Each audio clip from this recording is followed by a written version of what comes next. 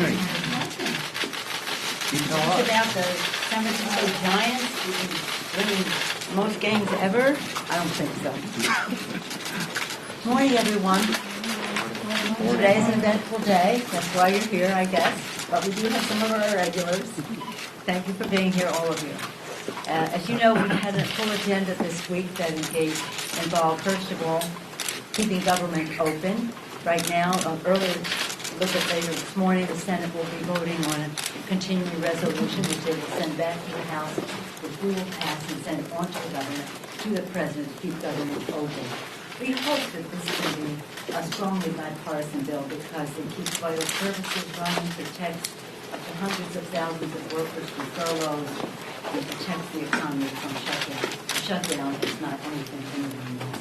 It was never thought that we would happen, but nonetheless, it will happen today. Yesterday, as you know, in the House, we voted the other item on the agenda for this week was lifting the debt ceiling. And I was very pleased that we were able to send that legislation back over to the Senate. You know how cataclysmic that would be. It would trigger the loss of 6 million jobs, $15 trillion in household wealth, 4% decline in GDP, and massively increased costs. And if you have a car loan, a home mortgage, a credit card bill, all of your interest rates would go up. And I'm worried about that across the kitchen tables across America. Only 3% of the debt that we are talking about here is incurred under the Biden administration. And this is about, not as a report, this is about paying the bills. The way we have to pay the credit card bill, so does America. As I said to you before, the 14th Amendment says full pay for the President of the United States of America should not be in doubt. For some reason, we put ourselves in a situation to vote on this each year. We'll have to examine that process. But for now, yesterday I was very proud of the members.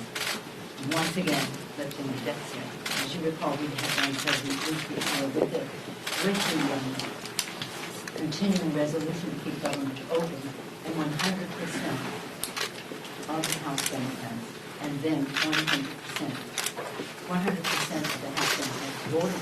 The Democrats voted for it, the Republicans voted against it. 100% of Republicans in the Senate voted against lifting the debt ceiling and keeping government open, even though many of them in the House and the Senate had families in their districts suffering from Hurricane Ida. Many of them wanted to help their families with evacuees and other countries. Nonetheless, I thought it was a good idea to vote no. Hopefully today, on this year, we will vote yes. And I'm hoping that it will be a very positive bill. So now you've come here about what else comes next. We have 2 items that were, the bipartisan infrastructure bill here, and of course the reconciliation. I just told my leadership that the reconciliation bill was a combination of service in Congress. It was about the children, their health, education, the economic security of their families, the clean, safe environment in which they could thrive, and of course the war, the peace in which they could succeed. This is about the domestic virtual conflict. So we move all doubt in anyone's mind that we will not have a reconciliation. We will have a reconciliation bill, that is for sure. Today's question is about, we are proceeding in a very positive way to bring up the bill of the debt, to do so in a way that can win. And so far, so good for today, going in a positive direction. It's impossible, though, to persuade people to vote for the bill without the reassurances that the reconciliation will occur, and it will.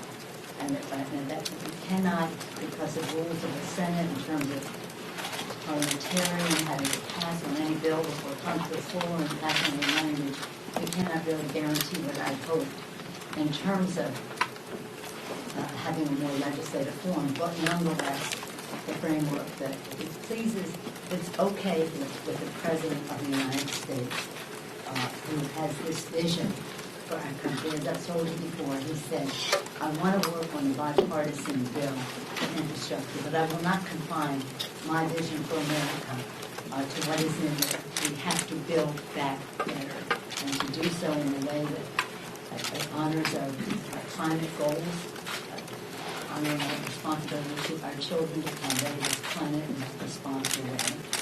That does so that respects the needs of both, not needs, the opportunities, the working families, the issues.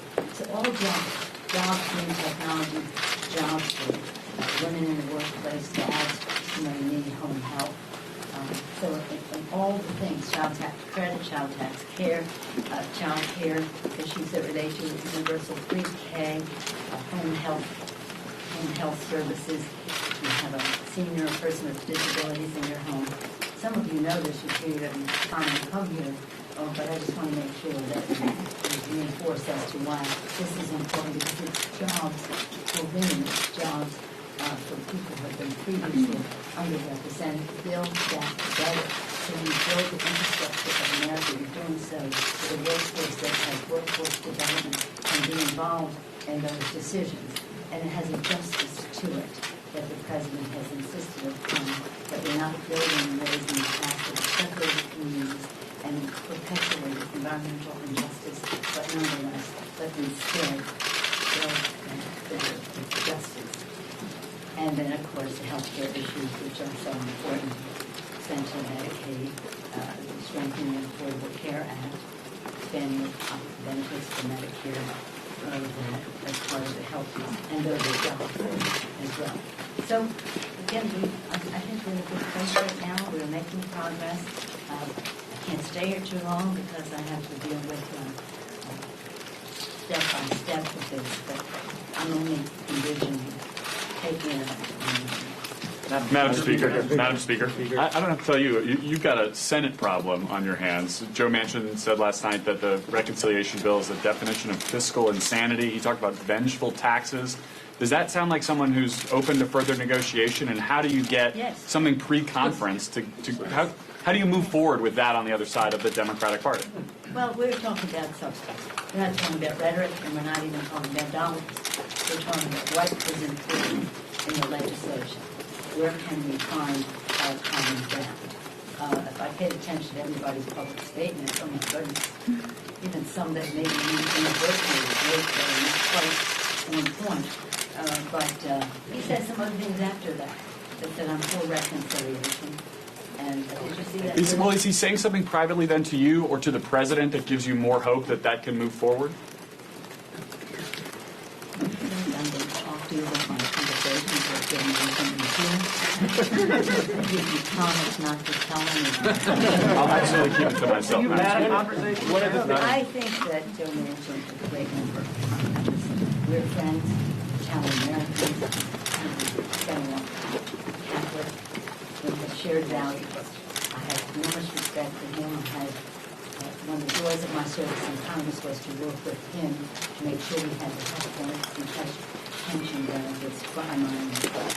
Not that I think King Court is anything but, well, no one wants about that. But I do believe in the work with during the arrest, and we did that at the end of last year, working together. So we have our common ground. Just to clarify your intentions on this vote today, are you planning on delaying this vote if you do not have enough votes to pass this on the floor? I do not plan on not doing anything. I plan on moving forward in a positive way. We don't have to think that this is the path we're on. It's not a fork in the road and a green. It's a path that we're on. And right now, as I said, we have a great morning, lots of conversations as we come to. Let me just tell you that negotiating the end, and you will have to do it. You cannot hide. You cannot concede. This is the point. Was it September 27th date? Was that a problem negotiating that September 27th date? Was that a mistake to agree to that with the moderate members? Well, it's important to note that in the reason we could agree to that is because in the bill is all of the authorization for highway I would say ranking the rest of them. So our best interest is served by passing this bill. Okay, Good what do morning. you got? Thank you. I'm not going to ask you about the Giants, but we'll talk later. So when you Don't take blue any mistake. That's Dodger blue right there. Dodger blue. So when you talk about these concerns, and I know Garrett asked you about Senator Manchin, but when Senator Sanders says, well, I think they will blow up the bill on the floor today, the progressives say they got 50 votes here. What do you say to the left of your caucus and the moderate centrists in your caucus to get them together when both feel that things haven't gone the way they want? We're on a path that has something that I can say to my colleagues with integrity and certainty is the path we're on. And in terms of timing the rest, I wish we had more time, I would say that. In terms of, we only found out a week and a half ago, over 95% of my caucus supports the 3.5. As a week and a half ago, it was all systems go, 2.5 is less than we were in the Senate. So we're having to compress a lot of our discussion here. But I can't say anything to them until we have an agreement. When I say I mean the President, the Senate, we have to have an agreement together. I think that the path we are on is leading to an agreement. Madam Speaker, will that Madam happen Speaker? before the end of the day? That is the plan. Madam Speaker. Madam Speaker, yes, to follow up on Manu's question, are you committed to having a vote on infrastructure today, Yes. regardless of whether you have the votes or I not? intend to, we're on a path to win the vote. I don't want to even consider any options other than that. That's just the way it is, and that's our culture. If you don't understand our culture, you don't understand our culture. But that's our culture. We go in and Madam Speaker. Madam Speaker. Yesterday, you told us that the Democratic caucus is not a rubber stamp That's party. right. But you guys have such a narrow majority, an 8-seat majority right now, that's only able to lose 4 votes on the floor. You're going to pass the 2 biggest spending bills of this Congress, possibly. I mean, have you bit off more than you can chew at this point? Are you confident you can get this across the finish line? No. Do you think that when we came in with the majority that we have, well, you have to remember, we had more, but we had Marcia Fudge as Secretary of HUD. We're waiting for her replacement to come in another 4 weeks. We had Alfie Hastings, who passed away. We're waiting for that replacement. But from what I infer from what you say is that we should have just done nothing because we had a full majority. That's not who we are. That's Madam my Speaker, question. You said if you think you shouldn't do these things because you have a full majority. No, I just wonder if perhaps the packages are too big to be able to draw the appeal from your full caucus. In fact, it will be a compromise. But it is, let's recall that our President Biden, has put forth. He put forth the rescue package. For us, it was a great victory because it had the essence of the HEROES Act that we tried to get through with the President, the former President. And now it's in that package with, of course, imbued with vaccination, which made a difference. And you know, we had a couple hundred million vaccinations in people's arms, people back to work, children back to school, money in people's pockets because of that here. State and local governments reinforced to do their job, honoring our heroes who worked for them, our health care, food service, our transportation, police and fire, our teachers. Would we not do that because we only had a few votes? No, definitely. And then we go to legislation now, the bill which has bipartisan support in the Senate. I don't know if we'll have bipartisan support in the House. They said there may be a few. I understand there's some on it on the other side, but I don't know what. We can't speak to it, but maybe we'll have some Republican votes. I hope it is bipartisan support in the Senate. And then we go to reconciliation, which is the build back better. Build back better with winning. Build back better, not and addressing what many of our members have concerns about this. Every time people build, our people suffer in our neighborhood. Well, that's exactly what President Biden wants to change, and we will. And no, it's not too ambitious because We're meeting the needs of the American people, and what that is what our agenda will be. Madam Speaker. Madam Speaker, please Oh, comment. you? Yes, me.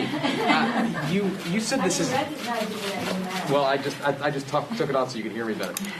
You said this is the culmination of your time in Congress. Yes. I mean, are you trying?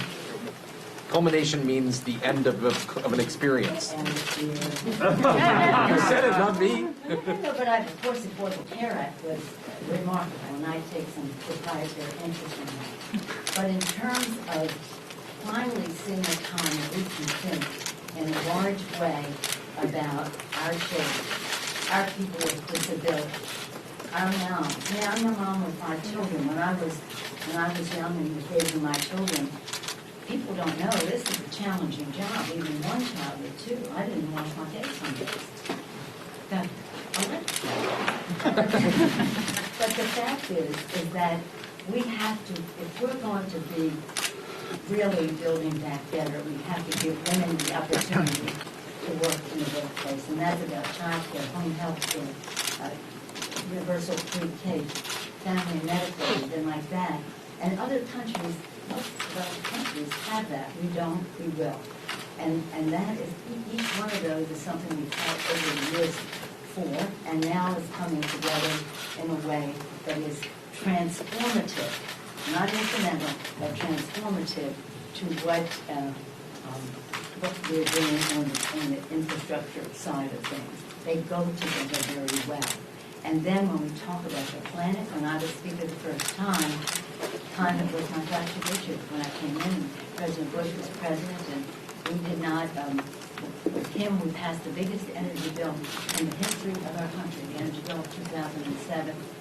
He wanted nuclear, I wanted renewables. We had a big celebration to sign the bill. And President Obama used those authorities in that bill to sign his executive order. So that we take it to this place now, in this legislation is about jobs. To give every job preeminent in the world in green technologies, addressing the health issues of clean air, clean water for our children, the issues of, as I've said to you before, about national security globally, where migrations occur because of drought and famine and natural disasters, so people are competing for habitat and resources, and of course our moral responsibility for our children. So it has so many, so they have that. And then healthcare, as I said, the Affordable Care Act. I take great pride and courage of the House Democrats and Senate for passing that legislation, and we will strengthen it in this bill. And part of the Affordable Care Act, like the expansion of Medicaid, which we will have in this bill. So this is, it's so much, and that's why I said that, yeah. Madam Speaker. It's going to be a eventful day. Perhaps I'll see you along the way. Hi. Madam Speaker. Madam Speaker, I have a question about the government funding and the debt ceiling. Madam Speaker, I have a comment about your meeting with the President of Angola. Would you please comment with us, your meeting with the President of Angola? You two are